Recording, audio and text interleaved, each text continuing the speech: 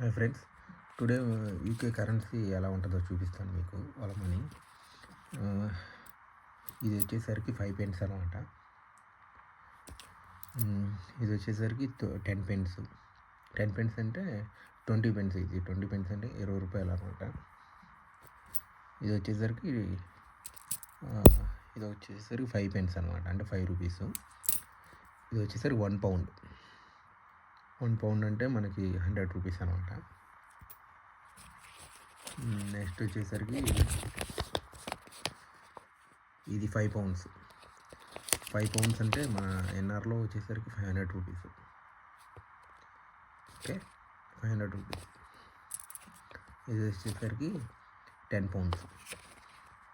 10 అంటే మనకు 1000 రూపీస్ అనమాట. ఇది వచ్చేసరికి 20 పౌండ్స్ అనమాట. 20 పౌండ్స్ అంటే మనకి ఇవి 2000 అనమాట. 2000 రూపాయలు. ఇంకా దీంట్లో 50 పౌండ్స్ ఉంటుంది, 2 పౌండ్స్ ఉంటుంది. 2 పౌండ్స్ కాయిన్ నా దగ్గర లేదు. సో ఇవన్నమాట, ఇలా ఉంటుంది మనకి కరెన్సీ అనేది.